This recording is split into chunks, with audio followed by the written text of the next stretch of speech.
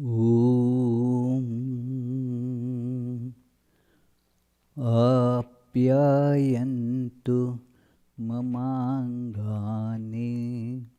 Vak Pranaschakshu Shrotramatho Balamendriyani Cha Sarvani Sarvam Brahmopanishadam Maham Brahma Nirakuryam Ma Brahma Nirakarut Anirakaranamastu Anirakaranam Mestu Tadatmani Nirateya Upanishadsu Dharmaste Mai Santu Te Mai Santu Om Shanti Shanti Shanti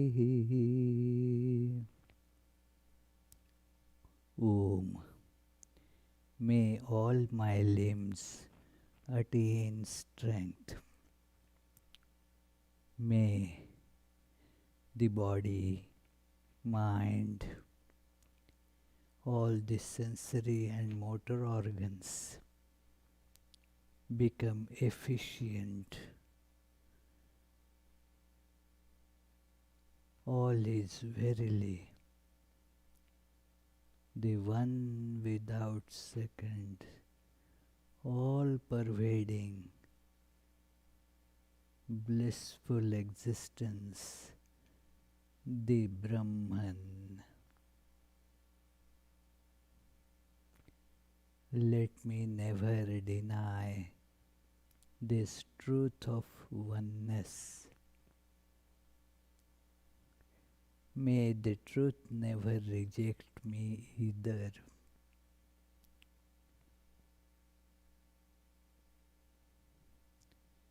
I am aware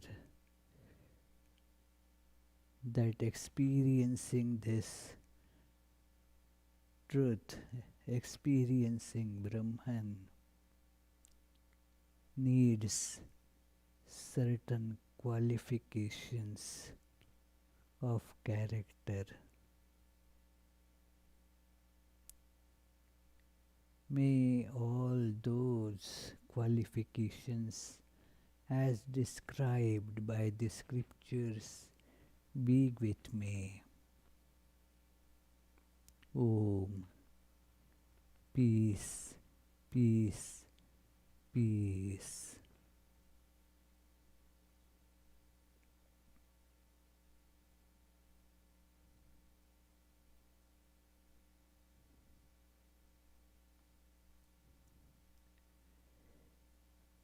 Let us feel the presence of all pervading divine being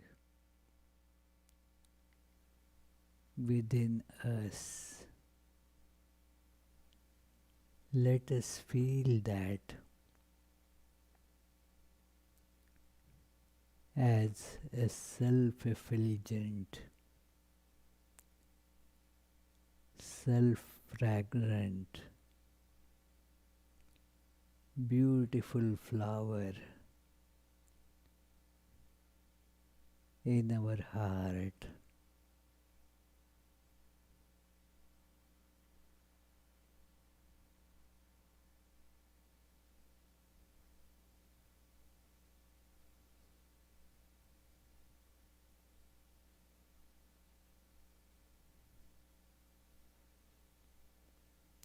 The spatial effulgence and tremendous beauty of this flower is attracting me.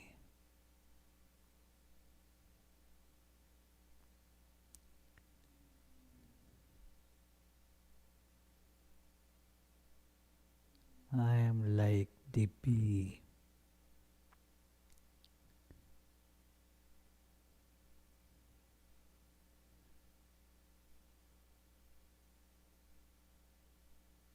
submerged in it.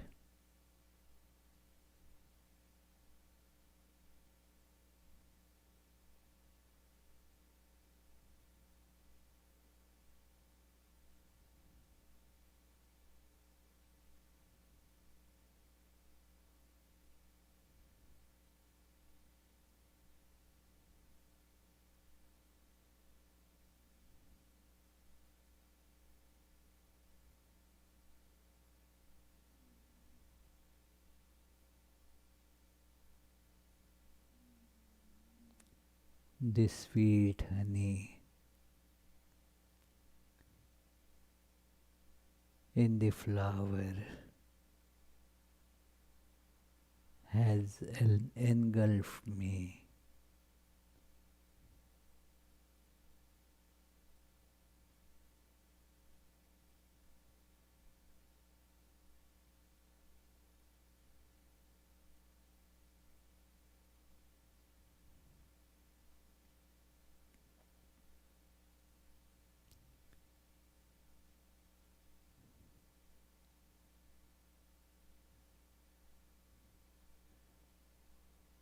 The I-ness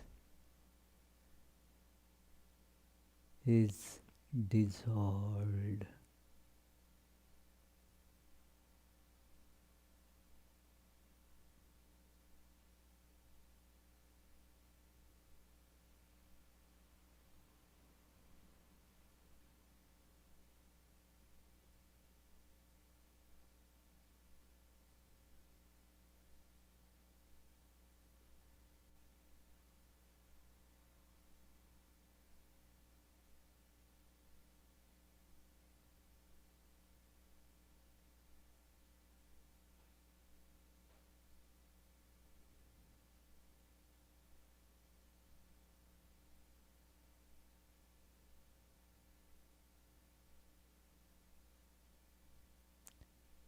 I am feeling the most loving,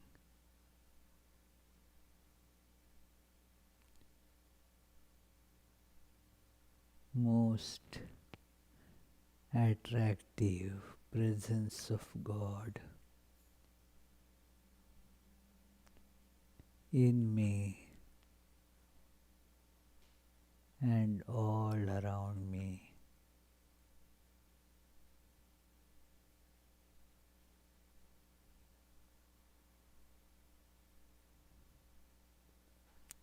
All I and mine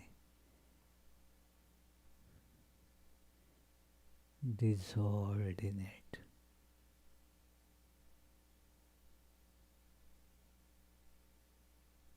Om. Peace, peace, peace.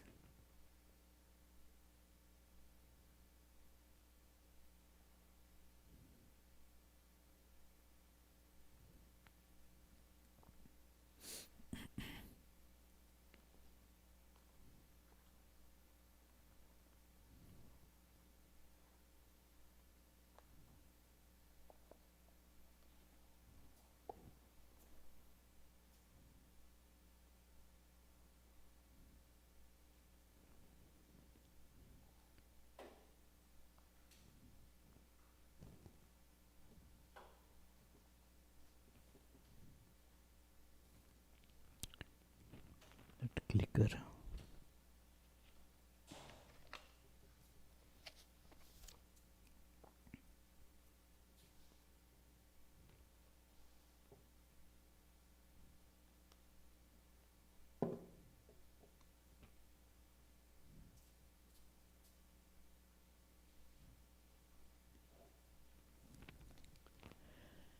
So, dear friends, let us begin with our usual prayers. Today's discussion, the 27th class on the stories from Srimad Bhagavatam.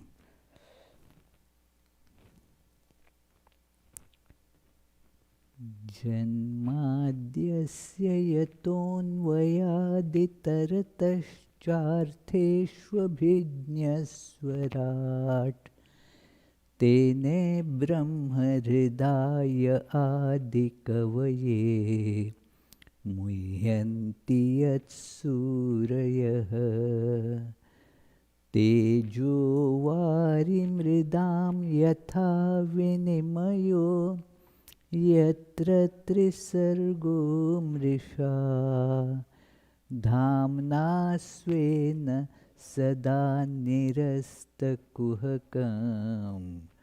सत्यं परं धीमहि.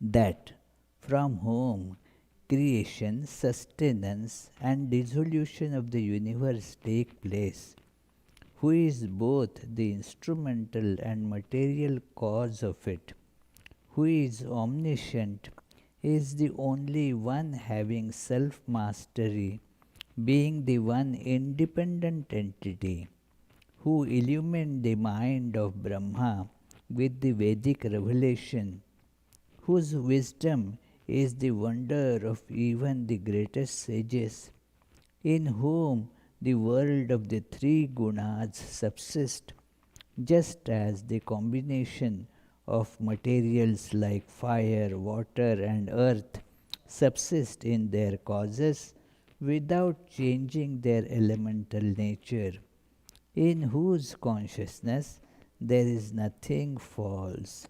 On that truth supreme we meditate.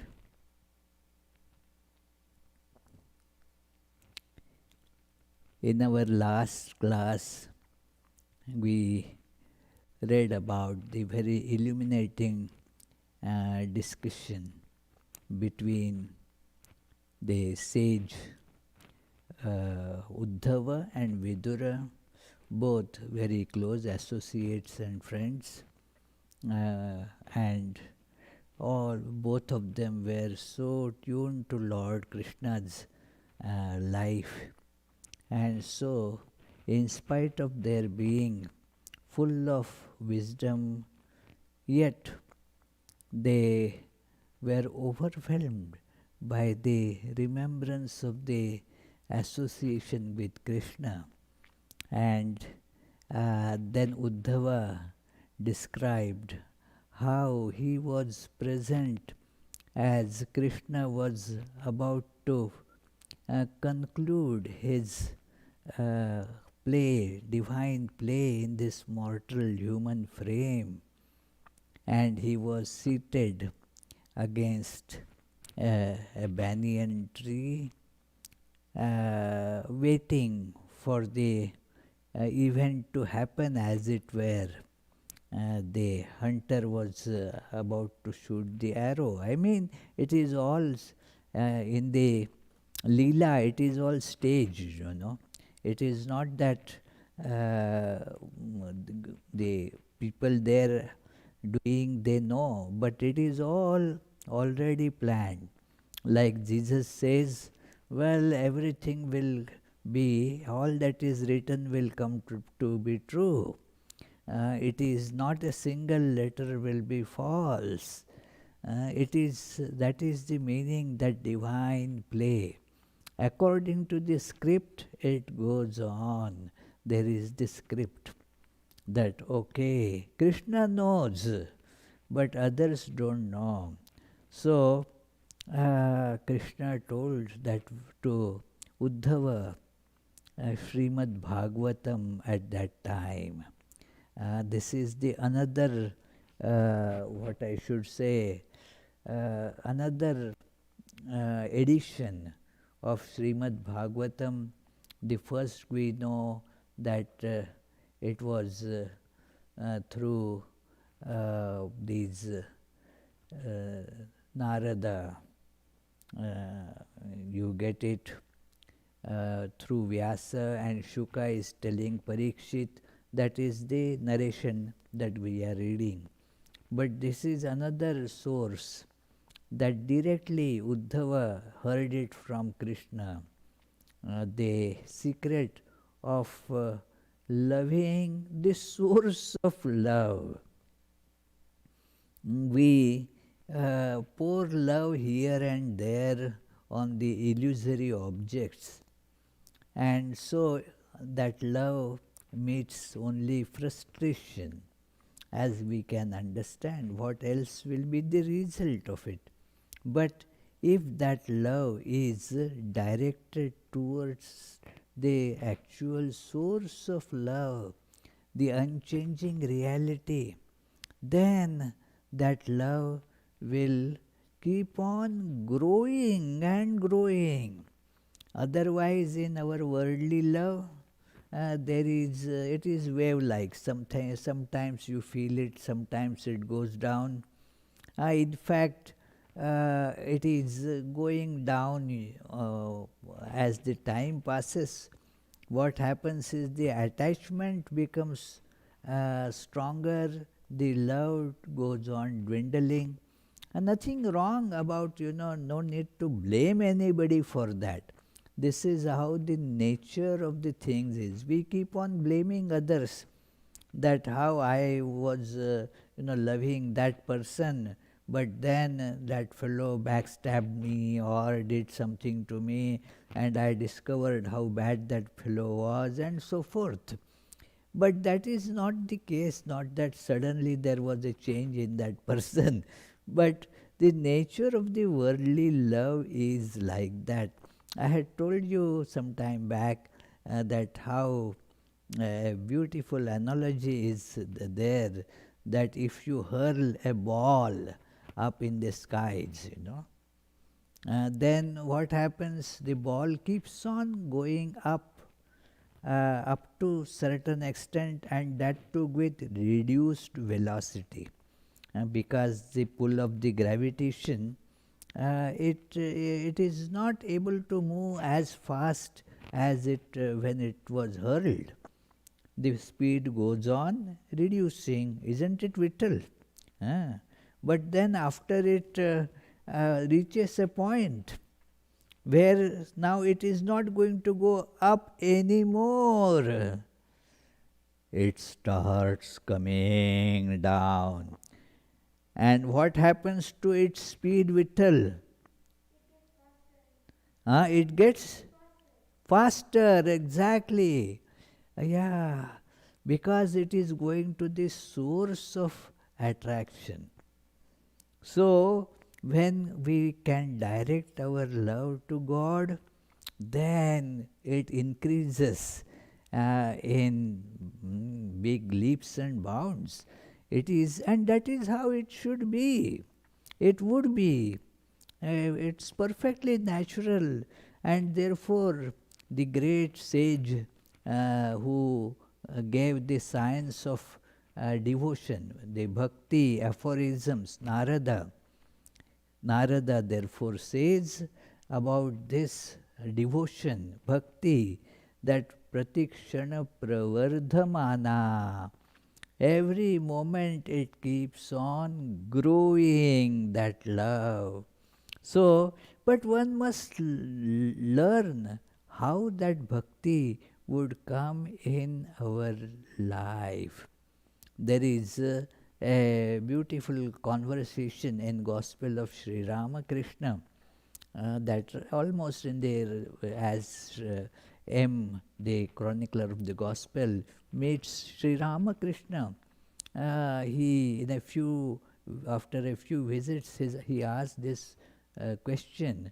There are 3-4 questions he asked that day, but a very prominent one is that how the mind will turn to God. How can the mind be turned to God? That is the problem before all spiritual aspirants. That certainly you can see the question makes sense only if somebody wants the mind to turn to God, isn't it? Otherwise that question has no meaning.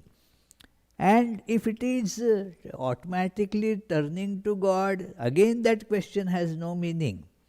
It has meaning only in the context that, well, I want my mind to turn to God, but it is not turning, so how to do it? So, this is the discussion that is going on, that Bhagavatam, listen to Bhagavatam, this story of the God who from whom this whole universe just manifests. That is the source of everything. It is when we hear these stories about Lord, these stories, they have this potential to generate attraction. You see, even children, they don't have as such, not a big concentration span. They find their teachers find it hard to make their attention glued to some topic for more than 10 minutes. And not only children need to be blamed, even the elder people also have the problem of how to concentrate, how to keep the mind on that subject. But you see, there is this story. The stories, they absorb a person. Like I see the little children also and grown ups also, when there is a story, and then they read.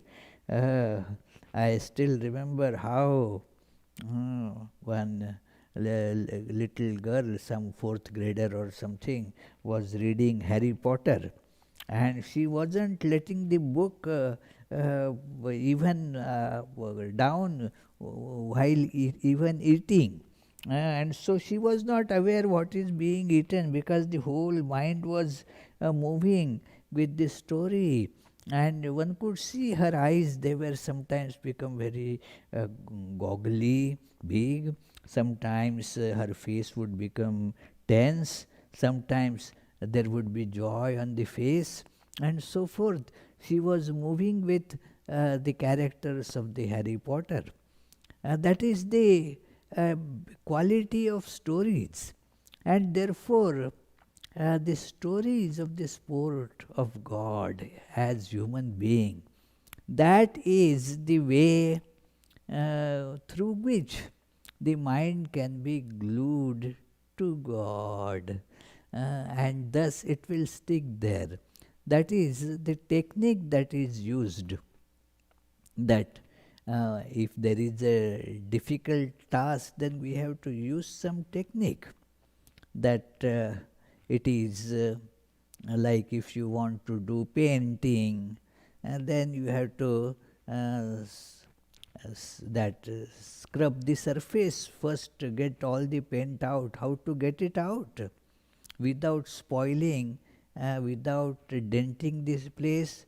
Then you get what is called sandpaper and rub against it. So then that does the job. So similarly, how our mind should be kept?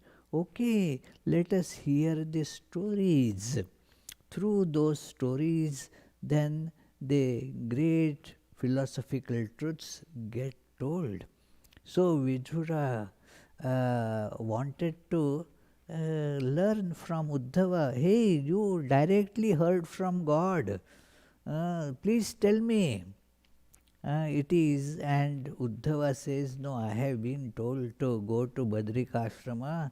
I don't have now, and I am not allowed to tell you. But there was another great sage who was there when Lord was narrating this Bhagavatam, Maitreya. So go to him. And thus we find this Vidura, he left the banks of Yamuna and moved towards the bank of Ganges. He went to Haridwar. It is at Haridwar this sage Maitreya was staying. Haridwar is a tremendously revered site, very holy place. And this Uddhava, Vidura goes there to meet Maitreya. Maitreya received him with great love, and then as he met him, oh, this slide is not proper, so I don't know what is, yeah. So the first line is not visible. Uh, i- yeah, yeah. So it is what we observe, that why people get attracted to wrong things. We all want to get rid of suffering and get the bliss, get happiness. And yet it is seen that people go on doing actions which are neither going to give happiness nor are they going to remove the causes of suffering. It is they cannot stop those actions even after knowing that they are not going to bring happiness. It is mostly people even do not know this. They think that it is going to bring happiness, and then they go for that. And yet, what happens? It is instead of getting happiness, they get misery. And they want to remove the causes of misery. For that, they commit actions, and those actions do not remove the causes of misery. In fact, as it is said that this is seen to arise, many more new causes are seen to arise for the suffering. So why we do such actions? Swami Vivekananda in Karma Yoga makes this statement that if you try to find the causes of suffering in this world, you will come to see that our desire to get happiness in this world leads to exactly opposite result. That is suffering. That is the cause of suffering. Strange, isn't it? When I had read this statement, I still remember the shock I felt. It was more than 45 years ago. And that, oh, how strange it is that if you do some action to get happiness, the result should be getting happiness. But not only that, it doesn't bring you happiness, it increases suffering.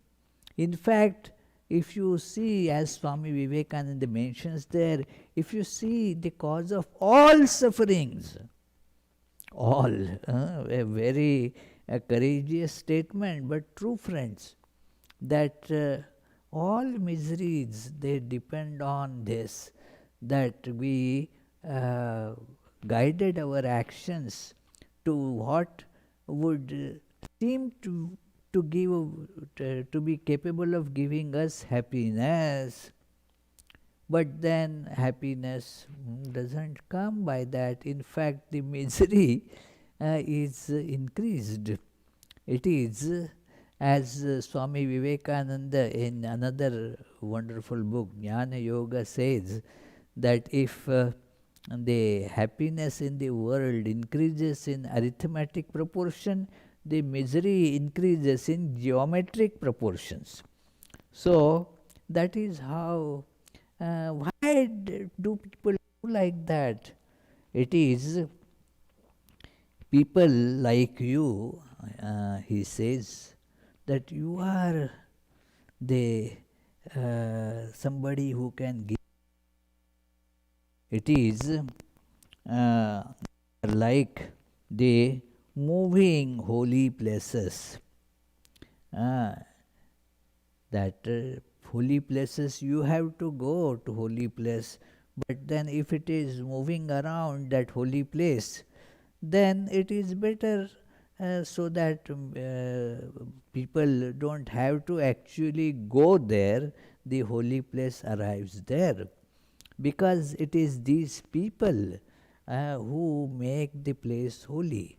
Tulsidas says very nicely that he says, I am now going to salute the sages. Who are these sages? These saintly people. Jine jag jangam tirath raju. They are the moving, mobile pilgrimage places in this world. That because it is this uh, life of a saint lived there that makes a place holy. It is not that that place as such is holy, but it is some holy person has stayed there, and the vibrations, the holy vibrations, are all pervading, very replete, place is replete with them. So there you feel the presence of that holiness. It is like we have in the city Nagpur. It is a place called Cotton Market. Why? There is these days you don't see the cotton being sold there. But at one point of time it used to be where the cotton was sold.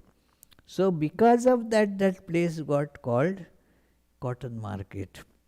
So everywhere you will see that it is like that, that something was there, and because of that it got the name.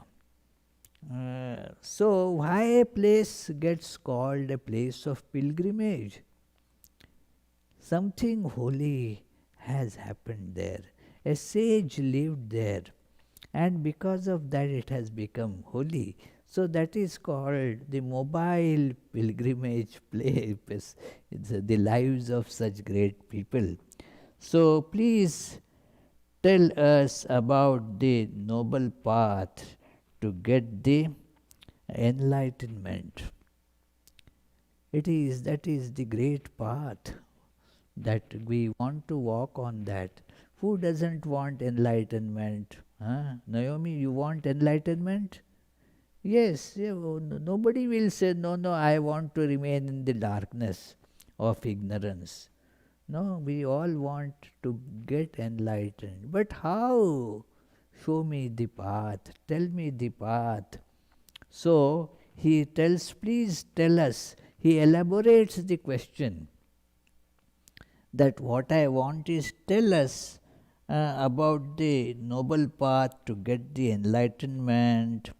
Tell us about God, how the ever free and controller of Maya assume a human form. It is the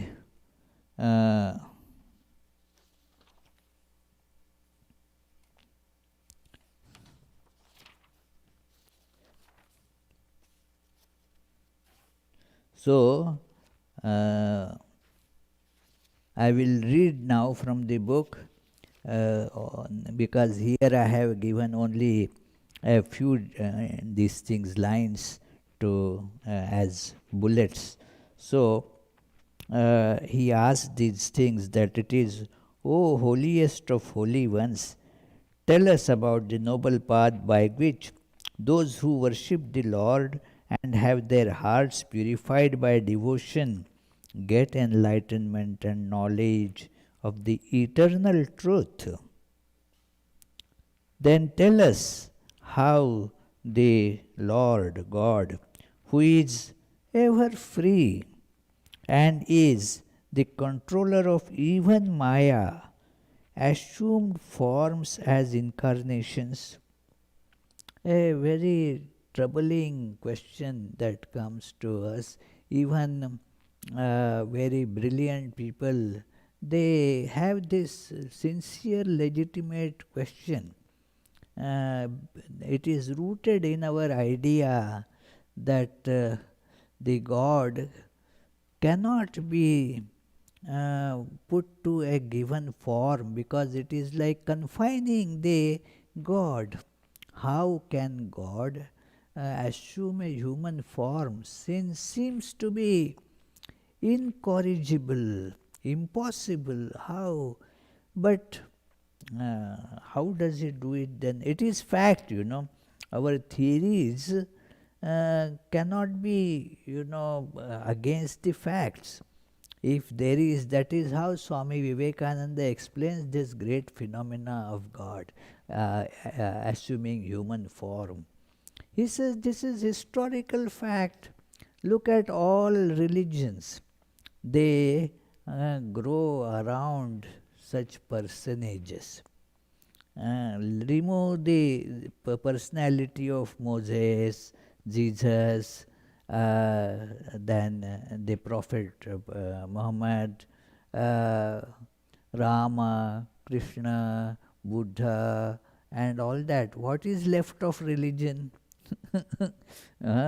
So, and that is how you see the all humanity, as it were, that veers around these handful of people and respects them as God, worship them as God. So therefore it is very strange that how this happens. It is God assuming a human form. Swami Vivekananda further says that howsoever we can stretch our imagination about what is God, it will still fall well short of the actual lives of these people. And so we are left with no option but to accept this fact that God assumes human form. But since it doesn't tally with our understanding, our reason, that how the infinite Brahman can be compressed into 3 cubit of a human body, it is so, it has a conflict with rationality. And this is a problem with most rationally minded people, that if something is not rational, then it cannot be true. That is not a healthy understanding or scientific understanding, because the facts are more important. They now, if your reason doesn't grasp it, try to see why, and try to expand your reason to include it, or at least you can say there is a chance, that after all reason is not all powerful. It is there are, as that Shakespeare says, that there are more things in this world than your philosophy can include. There is philosophy, reason, and all, they are a very limited scope. So therefore this question comes, and so Vidura asks this question, how it takes a human form. How, while being unchanging and one without a second, the God assumes infinitely many diverse forms and also absorbs them all. That is how the creation, sustenance, and dissolution is mentioned. That how described to us. And here, interesting thing is that Vidura is using plural, not described it to me, not that just tell to me, because through Vidura then it will get spread to others also. The knowledge, when given to a very good, powerful receiver, then through that it becomes powerfully transmitted as well. It is the reception and transmission. So therefore Vidura is aware of this, and therefore Vidura says to us, make me as a model recipient, and then tell me, like Shankaracharya in the introduction of Bhagavad Gita says, Arjunam nimitti kritya, means making Arjuna as an excuse. This knowledge was given to the whole humanity. So, Vidura directly tells here to us that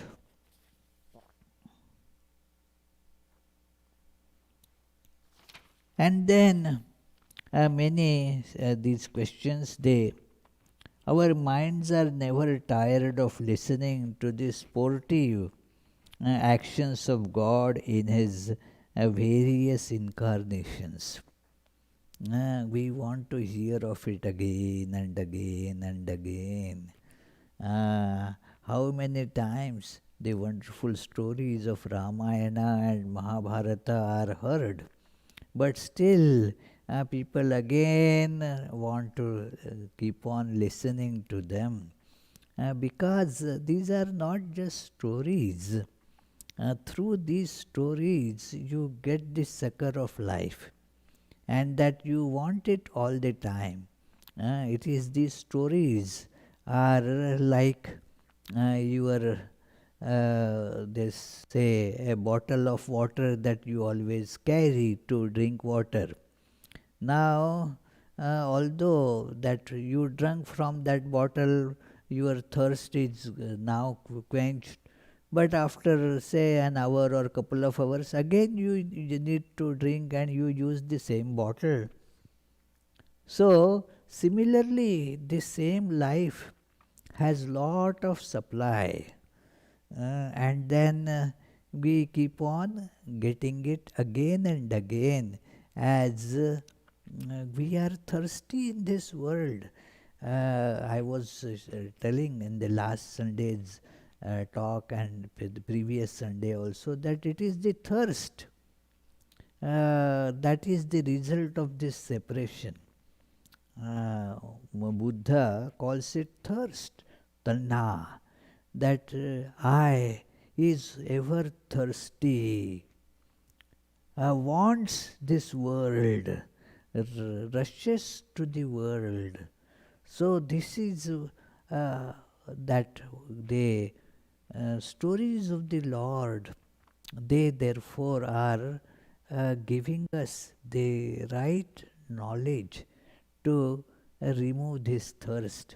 And even people who have got their wisdom, they are no more thirsty. Still, they also are so much in love with these stories of Lord assuming human form. They rejoice again and again seeing it, again and again thinking of it, that look, this all-pervading Brahman became such a little child being scolded by that Mother Yashoda. See, isn't it funny that it is, and he is the protector of the whole universe. But look, that lady Yashoda thinks that I have to protect this child. So it is all funny, very nice, and one enjoys see this sport in human form, how it happens, and they all do it according to this script. According to the script, it is all done. Tulsidas narrates that, well, all the script is written and Rama, now the god, is performing the act as a child, little baby. And the mother Kausalya is that doing everything as the mothers are expected to do, and the little child is running about playing, and then there are the celestial sages are with great joy watching this play, and Rama kind of winks at them and asks, hey, how is the acting going on? Because it is an acting, how is the acting going on? And then sage Narada, sage Valmiki says that, oh, wow, Lord, it is your acting. Can there be any mistake in that? It is your acting is perfect, excellent. No, but if there is a lacuna, please, I want it to be completely perfect according to the script. And then Valmiki says that, well, nothing important, but since you are pressing for it, let me tell you one little thing that is not exactly according to the script. The script says at this time, in this particular scene on the stage, you are wearing a yellow frock, yellow dress. But actually now you have a blue there. But what does it matter? That is minor. But Rama says, no, no, no, that should not be. Let that be changed. And Rama starts crying. That is how the children, babies, they attract the attention of mothers. And then cried loudly. And then the mother Kausalya rushes in. Hey, what is happening? What happened to my little child? So Rama indicates that dislike for this blue dress, and then I don't want this. And then Kausalya goes to the drawer where the dresses are kept, and then the child tells, no, not this, not till a yellow one comes up, and says, I want that. So now he has been now put in a yellow dress, and then the child Rama is again running about and asks Valmiki, hey, is it okay now? Valmiki says, oh Lord, it was always okay, but just to maintain the script, just to keep to the script, you took this trouble. Oh, so this is all stage, It is. Shakespeare therefore says that the world is stage. It is, we are all acting, but we don't know we are acting. It is Rama, God is also acting, but with the knowledge that this is just acting. I am not that. So, that is how this question of Vidura is, that how it is these stories. Please tell me all these stories. How the one that it is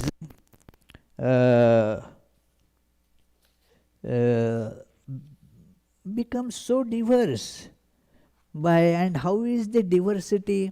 See, while reading Bhagavatam, a very interesting thing is that every sentence has a very attractive storyline. Also, it has a very charming poetry, as well as profoundest philosophy and devotional teachings. So, here, this verse says that how the differentiation in the world is. There is the name form and qualities. That is what differentiates everything. There is a particular form, there is name, and then some special characteristics, like this is a chair, this has a form, a color, and we call it by the word chair, and there is a quality to it that it is used, for example, for sitting on it, and so forth. So that is the way the world seems to be diverse. But how that one without second God made it one Narayana? The word Narayana also is very significant here. Narayana is the name of God, but it has an etymology to it. It means the goal of human beings. Nara is human being, and Narayana, Ayana is the path. The path on which God moves. That is why Ramayana means how Rama lived. So Narayana is the how a human being should move in life to get to the destination.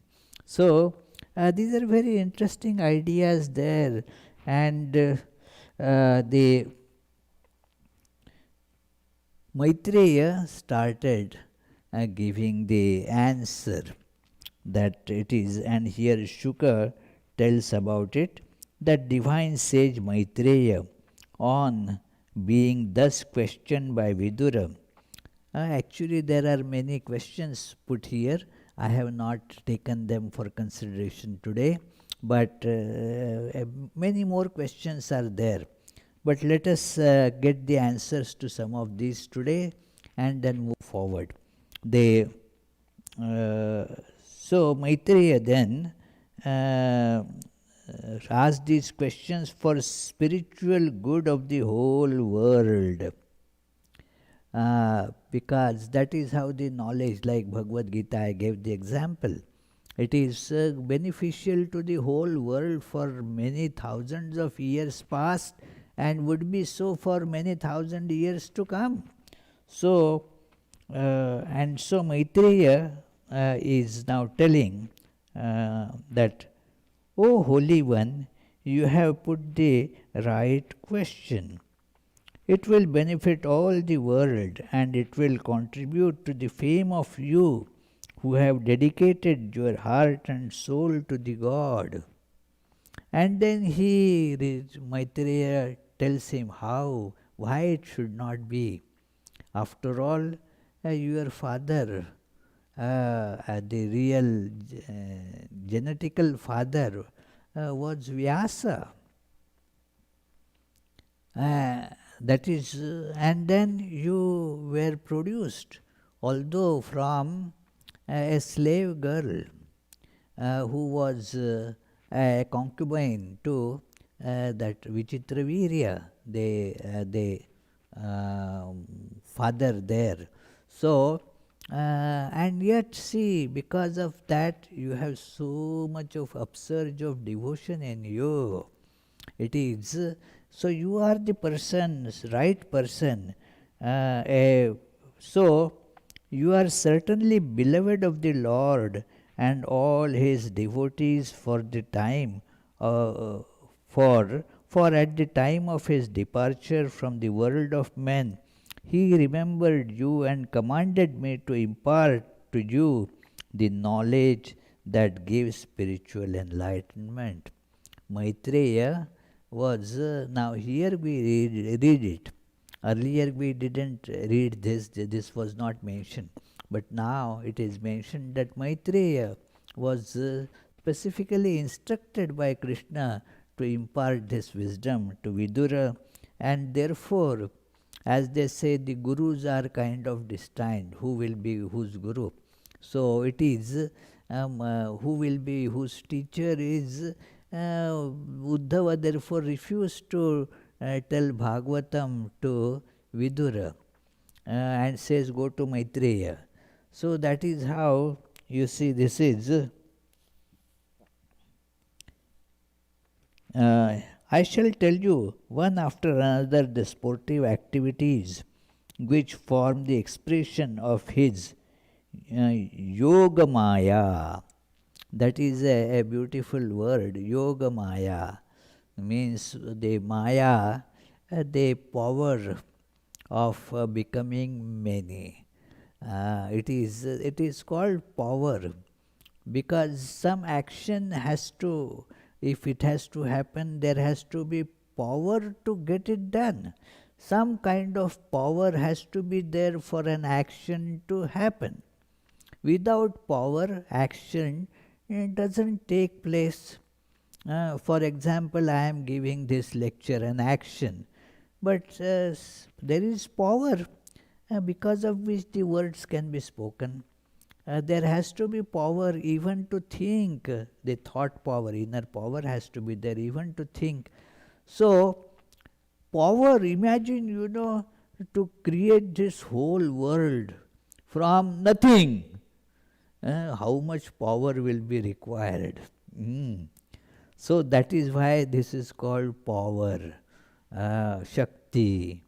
Maya is the Shakti. It is called Maya, means it is and it is not, both are there. It is, Shankaracharya and Vivek Chudamani describes, therefore, sannapya sannapi ubhayatmika no, bhinnapya bhinnapi ubhayatmika no. Very interesting that whether is it or is it not, it is neither is nor is not nor a combination of the two. Is it with me, is it, or am I separate from it, or am I mixed with it? Well, neither this nor a combination of that. It is with everything, anirvachaniya. It says it is beyond description. That Maya. So, this non-dual self revealing, this is, this non-dual self was the seer. Just witness. There was nothing to be seen, nothing to be witnessed, was alone there. The point of saying this word seer is, it was as it were pulsating. There is the propensity to create. That is that stage where the Lord alone is there. But as it were, when there is this Maya is now taken up, now the first thing is, now there is the pulsation, the sensation, the propensity to burst out. So, that is how he was alone, he was all, there was nothing else. This is all, the Puranas are all expressions of the teachings of Upanishad in story form. Like one can easily remember here the line from Aitareya Upanishad. The very first mantra of Aitareya Upanishad, that Atma va eka eva idamagra asit nanyat kinchana mishata. Atman alone was there in the beginning, nothing else. It is to be, this word is to be pondered in the beginning. It is, was there means it is unchanging, so even now it is one. It is, even now God is one, not that God was one before creation and now that oneness is gone. That oneness is still there. It is only we are not seeing that oneness now, we are seeing multiplicity. So, it is nothing was there, no time was there. That is why this word in the beginning should not be seen in the sense of time. Many do not recognize this. Many ask the question, when did Big Bang happen? The physicists laugh at this question, when did Big Bang happen? The time started with that, there wasn't a time to ask this question, what was there in the beginning? And there is nothing like that. It is the time principle comes with that. So, it is, there was no object or scene, only the seer was there. And thus we have this power. And now this is all like a kaleidoscope. This Maya has three gunas. This is a very beautiful idea that everything is now the product of these three gunas, like a kaleidoscope. You have three mirrors tied together in a triangular cylinder, and thus you see it is the myriad of that universes could be manufactured through that just by rotating the three. These are like the three gunas, just for analogy. So it is the formation of the mind and organs. We have already finished the time available today for this very interesting discussion, that how all these things evolved. So we shall postpone it to the next class. It is very important. So today we shall conclude with the closing prayer, and then if you have any questions, please ask. This is the third mantra of Bhagavatam. Our opening prayer is the first verse of Bhagavatam, and the closing prayer is the third verse of Bhagavatam. Nigamakkalpatarurgalitam phalam shukamukhadamritadravasanyutam pibata bhagavatam rasamalayam muhuruho rasika bhuvi bhavukaha. O devotees, quaff, quaff to intoxication this nectar of the fruit of the tree of Vedas, flowing from the mouth of the great sage Shuka and mixed with the ambrosia from his words.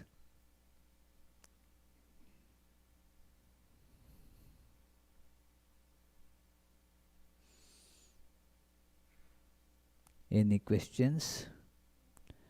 Okay, any question here?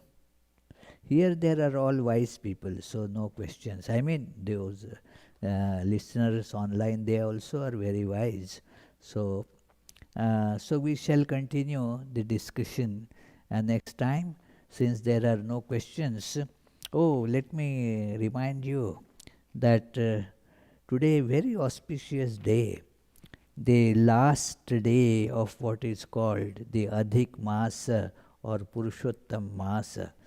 It is, the Mas means month. This month was filled with lot of auspicious activities which are undertaken on this Adhik, means extra month.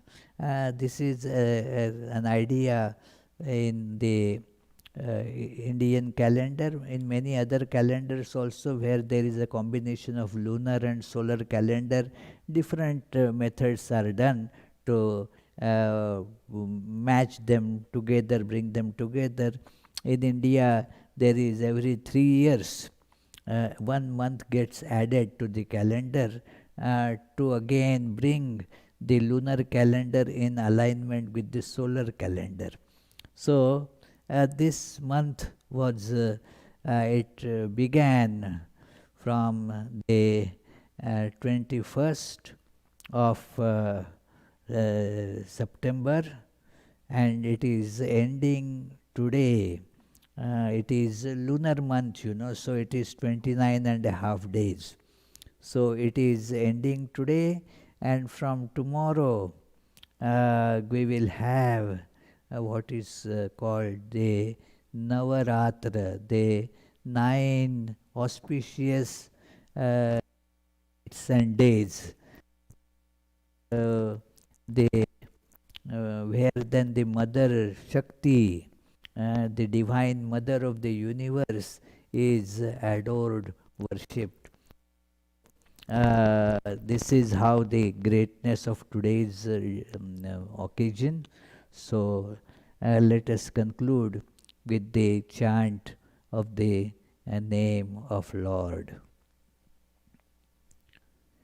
Mukund Madhav Govind बोल, मुकुंद माधव गोविंद बोल, केशव माधव हरि हरि बोल, केशव माधव हरि हरि बोल, हरि हरि बोल, हरि हरि बोल, हरि हरि बोल, हरि हरि बोल, कृष्ण कृष्ण बोल, कृष्ण कृष्ण बोल, कृष्ण कृष्ण बोल, कृष्ण कृष्ण बोल, मुकुंद माधव